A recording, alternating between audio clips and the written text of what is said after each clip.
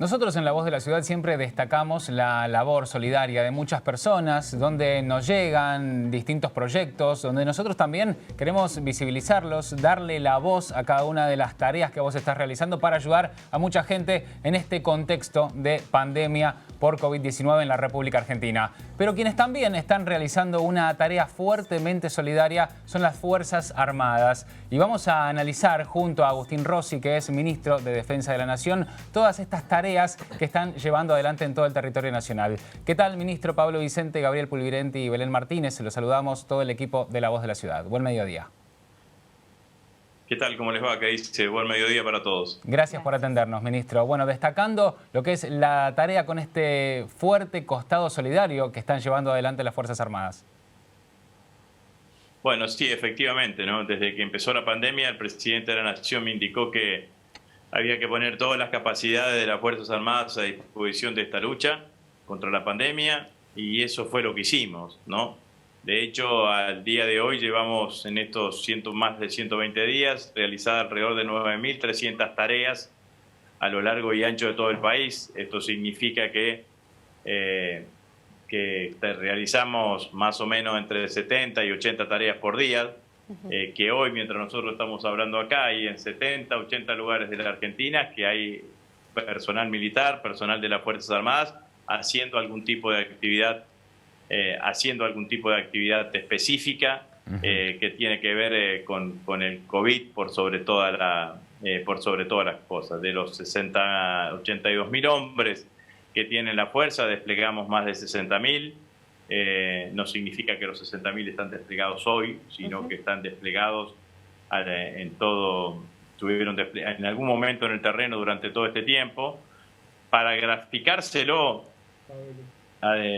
adecuadamente, mire, hoy estamos en Neuquén, en Chubut y en Río Negro, trabajando fuertemente con los gobiernos provinciales y locales de cada una de esas localidades, asistiendo a aquellos pobladores o parajes o grupos o caseríos que terminaron quedando aislados producto de las nevadas históricas que está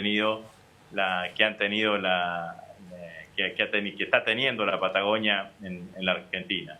Claro. En la provincia de Buenos Aires estamos en La Matanza, en Quilmes, en Moreno y en San Martín, en la Cárcova, realizando tareas de elaboración y provisión de comida, y elaboración y provisión de alimentos. En Rosario hay un grupo de brigadistas nuestro que junto con bomberos y gente del Plan Nacional de Lucha contra el Fuego está haciendo toda una tarea para tratar de controlar el fuego en las islas frente a Rosario, que además de producir un desastre ecológico importante, tanto está incomodando a toda la ciudad de Rosario y a las poblaciones vecinas. Y en el norte de la Argentina, en Salta y Jujuy, tenemos despliegue operacionales del ejército desde el punto de vista de la instrucción de sus fuerzas, de su personal, en la zona de fronteras, pero no en la zona donde están las poblaciones de fronteras, sino que además los tenemos en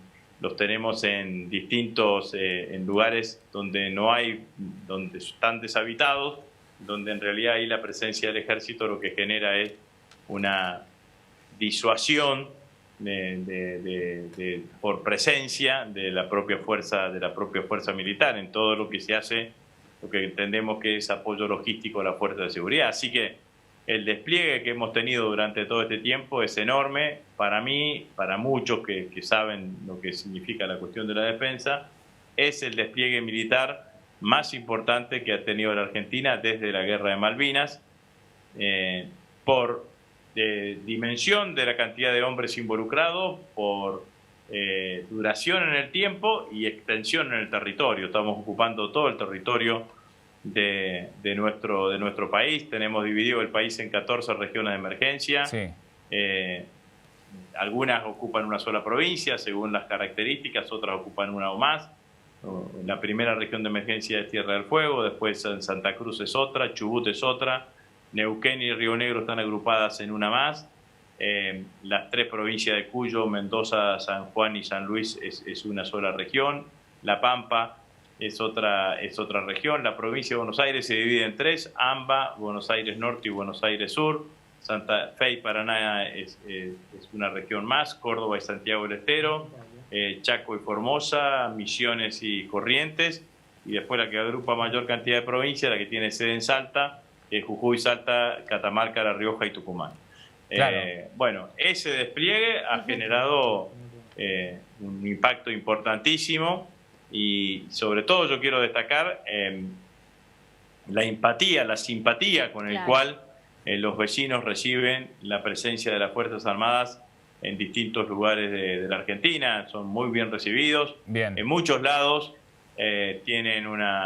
los reciben con aplausos, con agradecimientos, y bueno, como decía usted, es una tarea fuertemente solidaria, ¿no? Yo le decía al personal militar que el 2 de abril del 82 hicimos un acto de soberanía cuando se intentó recuperar las Malvinas, pero ahora, este 2 de abril y todos los días que fueron antes y después, también es un acto de soberanía proteger la salud de nuestro pueblo. Totalmente, ministro. ¿Puede ser también esto que nos está reflejando, más allá de todo lo que está sucediendo en territorio nacional con respecto a la pandemia, todas las demás complicaciones, como lo que recién estaba relatando en el sur con las fuertes nevadas, que también requiere su trabajo, lo que está sucediendo en el Delta de Paraná? Pero todo esto, con el constante acercamiento hacia la gente, también muestra una humanización, que es uno de los pedidos que usted recibió cuando apenas asumió en su cargo.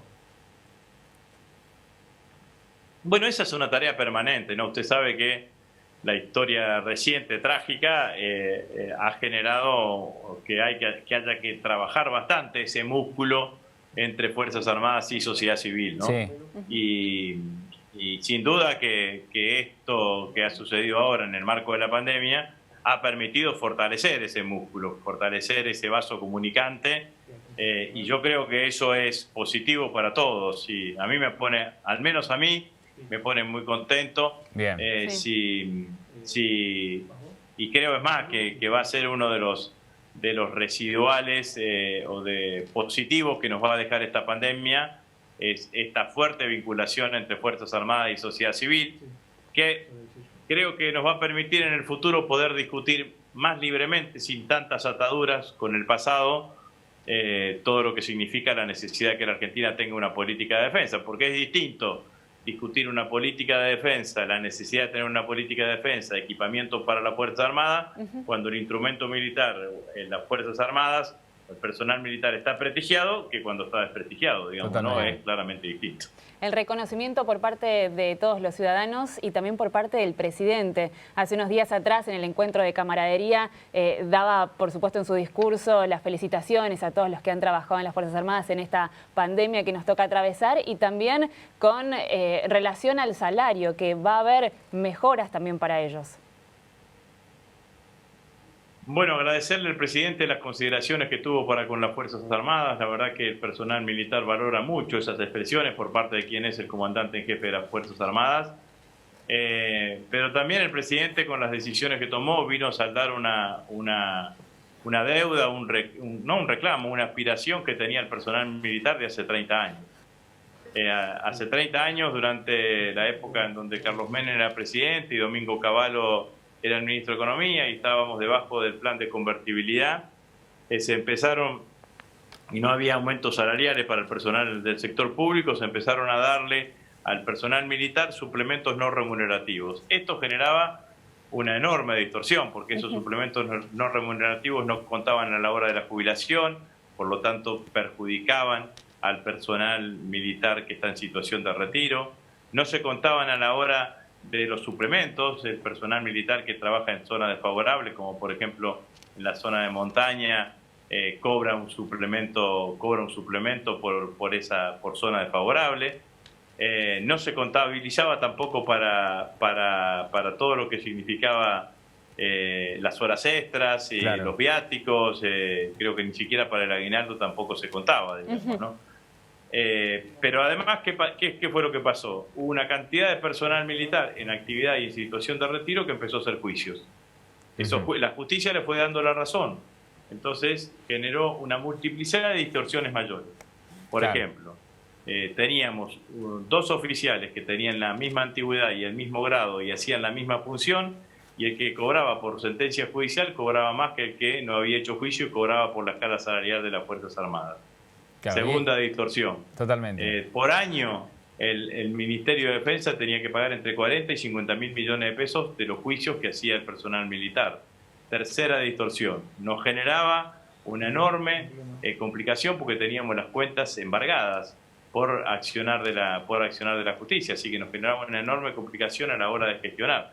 Bueno, todo esto, además, de lo que dije anteriormente, que el personal era perjudicado por estas cuestiones que dije anteriormente. El personal en situación de retiro cobraba menos, las horas extras se pagaban menos, los viáticos se pagaban menos, los suplementos se pagaban menos, así que sin ninguna duda que esta decisión ha sido una decisión muy esperada por toda la familia militar y ha sido una muy buena noticia para la familia militar, y en esto también agradecerle al presidente que haya tomado esta decisión, porque como dijo él, viene a ordenar lo que estaba en desorden. Bien. Ministro, lo llevo de vuelta al terreno del COVID, pero esta vez mirando hacia adelante, mirando hacia el futuro. ¿Cuál va a ser el rol de las Fuerzas Armadas cuando empiecen los ensayos con la vacuna de los que Argentina va a formar parte? Bueno, el rol de las Fuerzas Armadas se encuentra acotado a la relación que tiene el Hospital Militar Central con el laboratorio Pfizer, que es el que está llevando adelante la experiencia aquí en la Argentina y que tiene un grupo de médicos locales encabezado por el doctor Pollack, que es el que lleva adelante la experiencia. El Hospital Militar Central pone a disposición una parte de las instalaciones, la infraestructura hospitalaria. En el caso que se necesita algún recurso de personal médico militar, también allí está en esa posibilidad. Obviamente que se haya elegido al Hospital Militar Central para una acción de estas características, es un reconocimiento a los buenos niveles que tiene, niveles de excelencia, creo yo, en algún sentido, que tiene todo lo que es la sanidad militar, que por otra parte consta de 17 hospitales militares a lo largo y ancho de toda la Argentina. Bien, ¿va a haber miembros de las fuerzas que sean voluntarios para probar la vacuna? Sí, eso le agradezco la pregunta porque destaco esto de voluntarios. Ningún miembro de la fuerza está obligado a participar de esta experiencia. De hecho, ya creo que el propio laboratorio tiene cerca de 15.000 anotados para ser voluntarios aquí en la Argentina.